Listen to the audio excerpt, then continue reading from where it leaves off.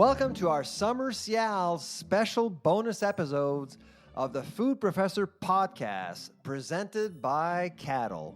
As the official podcast for the SIAL Food Innovation show this year in Montreal, Sylvain and I had the opportunity to interview the leading thought leaders, brands, and makers in the food industry. As the saying goes, these are their stories. Stay tuned for Season 5 of the Food Professor podcast, debuting August 29th. We'll be back on the mic together, live with our particular brand of truth, insight, interviews, custom research from our friends at Caddle, and yes, a little bit of fun. On this episode, meet Michi Chang, Executive Vice President, Public Policy, Regulatory Affairs for FHCP. We tap into her experience and wisdom and hear what the top issues for food brands in this country and how her team helps navigate a complex food regulatory system.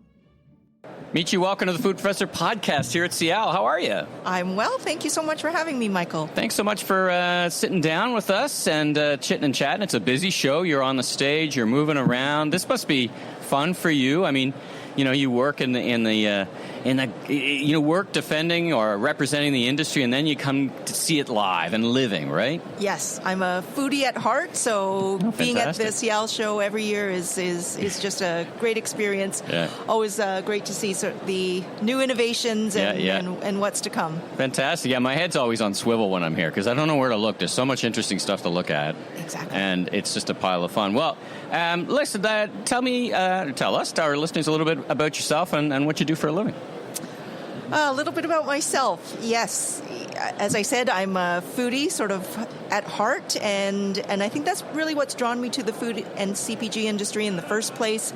I'm also a registered dietitian. Sort of spent my early career in public health policy, and I guess that's where I cut my teeth first in government, working in public health. Then worked with Sobeys, the retailer, for several years, and then Kraft, right? Then you went to Kraft, right? Yes, yeah, great. Yeah. I was at Kraft for 15 years before coming to FHCP.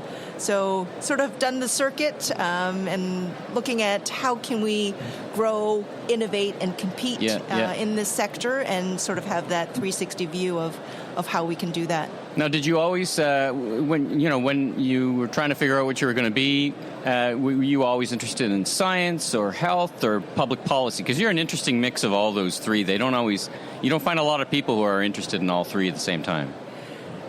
I guess I hadn't thought about it that way. I think it's the area that we're in is a perfect marriage of all those things. Mm-hmm. It's really understanding the creativity that needs to go into good public policy, but also having that science and understanding of the consumer and marrying all those consumer insights. And the science behind it, right? Because there's a ton of science. So, as you know, I've worked for Retail Council of Canada, so I know a bit about advocacy.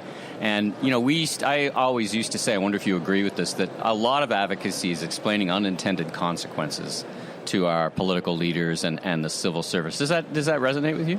Absolutely. You hit the nail on the head. And that's really our role as the advocates for the sector, and we represent as FHCP more than 80% of what you see on the grocery store shelf in terms of food, health, and consumer products manufacturers that are out there. And that is exactly it. We experience such headwinds in terms of regulatory burden, and the velocity at which all of this is coming at the industry is increasing. And our role is really to speak on behalf of this industry to help our sector and Canada grow and compete and innovate and on that global stage. And I know when you talk to decision makers, you're both reflecting the needs of the industry, which is huge part of the economy. You represent such a big, wide swath of the economy, but also the consumers as well, right? Because often, as I would, and probably you do, you'd frame it and say, listen, all these regulations, they add up to cost. And if food affordability or product affordability is an issue, you need to be aware of that. Does that resonate with you in how you think about it? It certainly does, Michael. And that is one of the things that we, in our discussions, negotiations, if you will, with government, is helping them understand how can we how can we marry those issues and at the same time reduce that regulatory burden and actually achieve the intended consequences without the negative unintended consequences at the same time? I want to ask you about your top 3 files, the things that are taking up most time, or at least sometimes time doesn't equate to importance, so maybe it's more a kind of intersection of those two. But stepping back, and we talk about an increasing regulatory burden, what's driving that in not just our government, but you see that in other governments? So what is it that drives that need to have more regulatory? Is there a lot of different constituencies and lobby groups and people who are pushing in different directions for different reasons? But at a high level, it feels like the trend is more than less from a regulatory burden. Is it a trust issue? Are consumers worried, and therefore they're reflecting that worry to their politicians, and the politicians, okay, let me go crack. We were just talking to the gentleman from about honey, and how honey is one of those products that is a big fraud issue on imports. So what do you think about that? A few issues at play. One is certainly consumer confusion, which maybe plays into trust a little bit. There's so much information and so many vehicles by which consumers are getting that information, and it's how do they reconcile all of that and navigate through that. So that is one of the things that I think as government is a shared objective. We're trying to help the consumer make those better and more informed food choices. So the intent at what government is imposing on industry, the intent is good. We just don't believe that it's having the intended outcome without those unintended consequences. And then to your question about what is sort of most important and top of mind, really hard to say because they're all interrelated. But maybe I could give you a few examples, and these are examples that all impact either how our industry makes, labels, and markets our products. Okay. And that's good categorization, yeah. You must have hundreds of individual files. I mean, municipal, provincial, you work at all 3 levels of government, so it's pretty massive, right? Exactly. So in terms of how we make our products, and what makes it so difficult for Canada to attract that investment is that we have these unique requirements for what a product, any product must contain. Not every food has a recipe that must be followed, but there are certain what we call compositional standards of foods, and these are unique to Canada. And as such, multinationals or companies cannot market the product and leverage those economies of scale outside of Canada, that's one of the things that make. It does create a barrier to entry, though. Some would say. In other words, does it help or foster we're a small country, though, but does it help or foster a domestic industry when you need to develop an expertise in this country's stuff, right? Exactly. No, it certainly deters that investment here in Canada. For good or ill, I guess, right? For good or ill. Because we see plants closing all the time. Like, where's the group Bimbo just closed a plant in Lévis, right?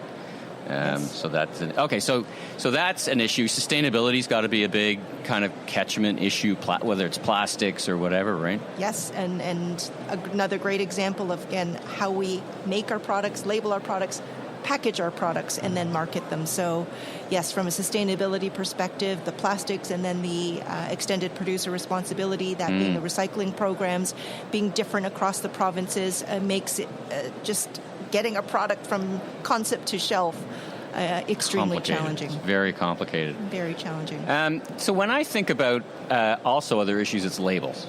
And that seems to be a philosophical debate because, many governments would say, I want people to know exactly the health impacts of what they're having, whether that's kind of sugar, our latest thing, this is a little, this is a lot, everything all the way through to, best before dates. Talk about labeling for a second and where you're headed with that and where your head is at with that. Or your members, actually, because, you represent your members. Yeah. Yeah, so from a labeling perspective, you're absolutely right. And we share the government's objective in giving consumers that information that they want and need to make those informed food choices or product choices. It's food, health, and consumer products. Yeah. So how giving them the information and the tools to help them make those choices for them and their families. But we don't believe that the label has to be the default mechanism by which that information needs to get to consumers. So yes, basic information, allergen information, that needs to be available at point of purchase. But there's so much more that can be said about a product, maybe its benefits, and that can be delivered in other ways. Our package real estate is really challenged right now.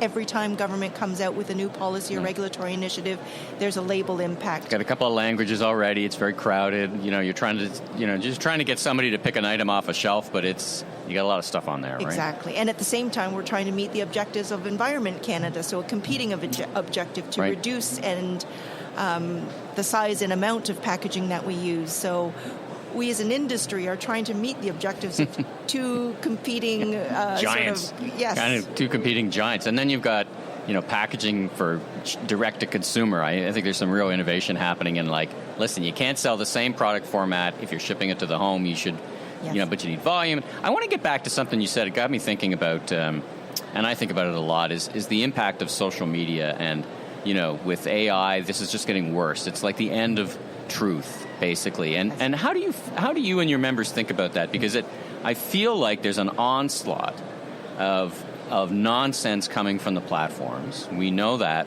to be the case. It happens in all, not just around food. And how do you fight back against that? Do you guys have a social media emphasis? And it's influencing people who influence, as you said earlier on, these misunderstandings or these just plain wrong stuff.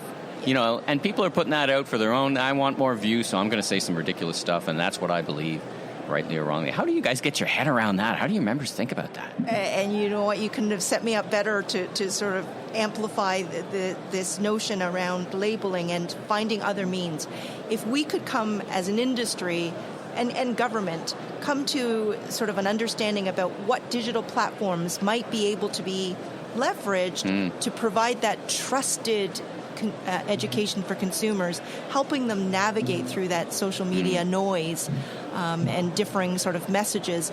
If we could actually find a digital platform that we could use to be that vehicle for information, we do see tremendous power in digital platforms. We're agnostic to what digital platform it might be, but finding those ways to get that information and leveraging that technology. Now, as you look across the world and you look for examples of countries or municipalities that are doing it right, and you would say, hey, this district is doing a great job. Could be us, could be Alberta, it could be a province. And then when you're having your conversations, would any countries or places jump out at us that you look to and that we might turn our heads to and say, I think they got it figured out?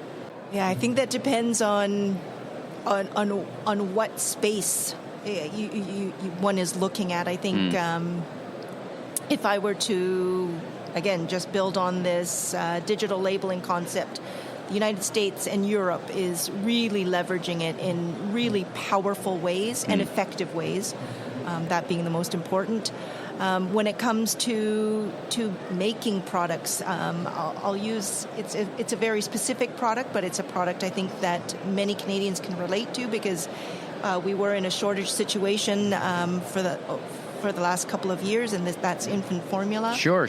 If we could look to other jurisdictions and recognize the science, quite frankly, that has gone into that, and if we could embrace that here in Canada, if the government would understand that, we would have much more choice and availability of product here in Canada. That feels and like that an would easy future-proof ourselves. Doesn't that feel like an easy win for all of us, like for governments, for everybody? Doesn't it feel like an easy win? It's like moms not able to feed their babies. Isn't this the fundamental nature of what governments should be doing? Like I don't understand. I understand what happened in the States, which is a bad example. Too much consolidation, one plant goes south, and now you've got a big problem, right? I don't know. Maybe on another time I'll get you back on a mic. We should have a panel. Like, how did we get here in that product? Yes. Is to me a little baffling. But yes, and to your point, I guess I would be remiss if I didn't say we've managed to collaborate with government, and we are going to see in the coming months an opening up of the food and drug regulations for that specific. And it was the packaging issue. They're like, well, you can't bring the stuff in from Europe because it doesn't say X, Y, and Z. And yes. Moms can't feed their kids. Like, anyway. It's a little baffling to me. But anyway, we digress. Let's talk about, last question, what's next for you? I mean, you're here at the SIAL show. I'm really excited to walk the floor. Lot of interesting product. There was a demonstration of some foods from Italy. Did you see that with the guy singing opera and cooking food? Yes. Come on, I know. Imagine that recruiting, right? You need to be able to cook well, explain food, and sing opera, and at the same time. And then you'll get the gig, right? Is there a type of food that you kind of gravitate to when you eat? I do gravitate towards Italian, but really, I will try anything once, as Perfect. I am Beautiful. through and through. Well, you're a great ambassador for your members and your brands, and thanks for the work you do representing the industry to the government. So that's it. Thanks for joining us on the Food Professor Podcast. Real treat to meet you and just talk about this issue. I think it's vital for our listeners, and keep doing the great work and continued success. Likewise. Thank you so much. Pleasure to be here. Thank you, Michael. Thanks for tuning in to our Summer SIAL bonus interview series. Michael and I will be back live on the microphone together in late August. I'm the food professor, Sylvain Charlebois. And I'm Michael LeBlanc, media entrepreneur, consumer growth consultant, and keynote speaker. Safe travels, everyone. See you back in August. Take care.